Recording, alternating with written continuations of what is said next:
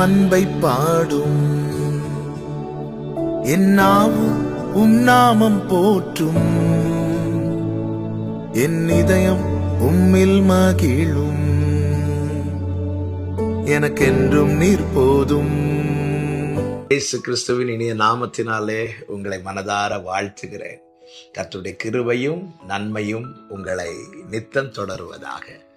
Amos தீர்க்கதரிசன புஸ்தகம் 7வது அதிகாரம், அதனுடைய 14-15 வசனங்கள். ஆமோஸ் அமத்சியாவுக்கு பிரதியுத்தரமாக, நான் தீர்க்கதரிசியும் அல்ல, தீர்க்கதரிசியின் புத்திரனும் அல்ல. நான் மந்தை மேற்கிறவனும் காட்டத்தி பழங்களை பொறுக்குகிறவனுமாயிருந்தேன். ஆனால் மந்தையின் பின்னாலே போகிற போது என்னை கர்த்தர் அழைத்து, நீ போய் என் ஜனமாகிய இஸ்ரவேலுக்கு விரோதமாக தீர்க்க தரிசனம் சொல்லு என்று கர்த்தர் உரைத்தார். கர்த்தருடைய பரிசுத்த நாமம் மகிமைப்படுவதாக. ஆசாரியனாகிய அமத்சியா ஆமோஸை பார்த்து இப்படி சொல்லுகிறான். 12வது வசனத்துல, தரிசனம் பார்க்கிறவனே போ, நீ யூதா தேசத்துக்கு ஓடிப்போ, அங்கே அப்பம் தின்று அங்கே தீர்க்க தரிசனம் சொல்லு என்று சொல்லுகிறான். 2 காரியத்தை சொல்லுகிறான். ஒன்று, இவன் தரிசனம் பார்க்கிறவன், இவன் தீர்க்க தரிசி.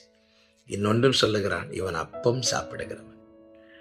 இதை கேட்டதும் ஆமோஸ் அமத்சியாவை பார்த்து சொன்ன வார்த்தைகள் தான் இந்த நாளிலே நாம் வாசித்த வார்த்தைகள்.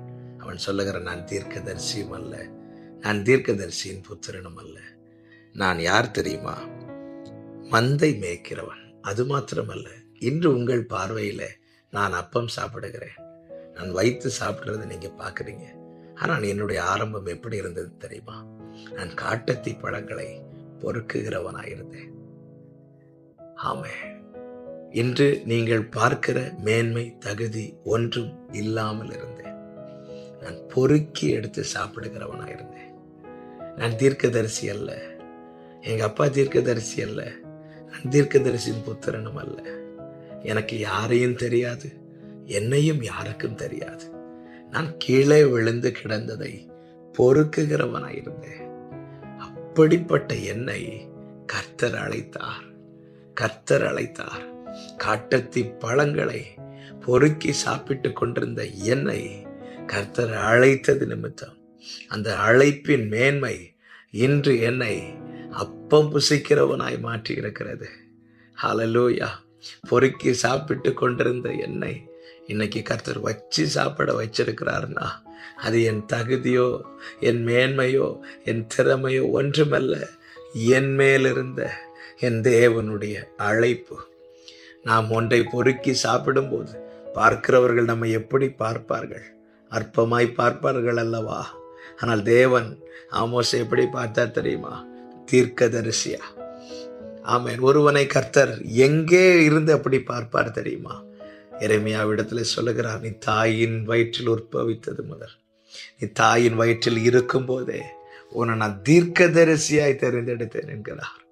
ஆமோஸே, இன்னைக்கு நீ காட்டத்தி பழங்களை பொறுக்கிறவனா இருக்கலாம், ஆனா நான் உன்னை தீர்க்கதரிசியா பார்த்தது நீ கருவா இருக்கும் போதே பார்த்துட்டேன்ப்பா.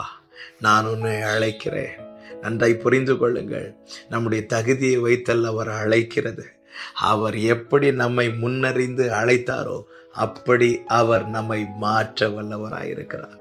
நம்முடைய கடந்து வந்த பாதையை நாம் திரும்பி பார்க்க வேண்டும். நம்முடைய ஆரம்பம் எப்படி இருந்தது? ஒன்றுமே இல்லை. ஆமோஸை போல எத்தனை பேர் சொல்ல முடியும்? எதுவுமே இல்லை, நிரந்தரம் கிடையாது. ஏதாவது கீழே விழுந்தா எடுத்து பொறுக்கி சாப்பிடுறது, வச்சு சாப்பிடுற நிலைமையில இல்லை. ஆனா என்னை கர்த்தர் அழைத்தார், என்னை கர்த்தர் பிரித்தெடுத்தார், என்னை கர்த்தர் தம்முடையவனாய் மாற்றினார். இன்று அப்பத்துக்கு அலைந்து திரிய தேவன் விடாமல் வச்சு சாப்பிட வைக்கிறார்னா ஒன்று நிச்சயமா சொல்ல முடியும், அவருடைய அழைப்பு அவ்வளவு விசேஷித்தது.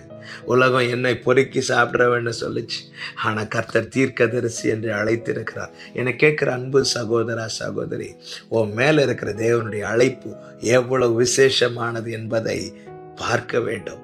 நிச்சயமா இதை மற்றவர்கள் காணப்போகிறார்கள். இவனா எங்களுக்கு தலைவனா இருக்கிறவன் என்று யார் யார் மோசையை தள்ளினாங்களோ அத்தனை பேரும் மோசையை பார்த்து வியக்கத்தக்கதாய் கர்த்தர் அவன் மூலமாய் பெரிய காரியங்களை செய்தார். தாவீதை ராஜாவாக தேவன் தெரிந்தெடுத்ததை தாவீதின் குடும்பத்தாரால் அங்கீகரிக்கவே முடியவில்லை. ஆனால் பின்னாட்களிலே கர்த்தர் அதை காண்பிக்க வைத்தார். கர்த்தர் நல்லவர், அழைத்தவர் உண்மையுள்ளவர். இன்று நீ இருக்கிற சூழ்நிலை அல்ல நாளை உன்னுடைய எதிர்காலம். கர்த்தர் என்ன சொல்லி அழைத்தாரோ அதுவே உன் எதிர்காலம். கர்த்தர் நிச்சயமாய் அப்படி உங்களை மாற்றி சாட்சியாய் நிறுத்துவாராக. செபிக்கலாமா? எங்கள் நல்ல தகப்பனை, இரக்கமுள்ள பிதாவே, அழைத்தவர் நீர் உண்மை உள்ளவர் அப்பா. அப்படியே செய்ய வல்லவர் ஆண்டவரே. நன்றி செலுத்துகிறோம், நன்றி செலுத்துகிறோம். நீர் எங்கள் மேல் வைத்த உம்முடைய அழைப்பு, உம்முடைய திட்டம், அதற்காய் ஸ்தோத்திரம். கர்த்தர் நிச்சயமாய் அதை நிறைவேற்றுவீர். அத்தனை கண்களும் காணும்படி செய்வீர் அப்பா. நன்றி செலுத்துகிறோம். இயேசு கிறிஸ்துவின் நாமத்தில் பிதாவே, ஆமென்.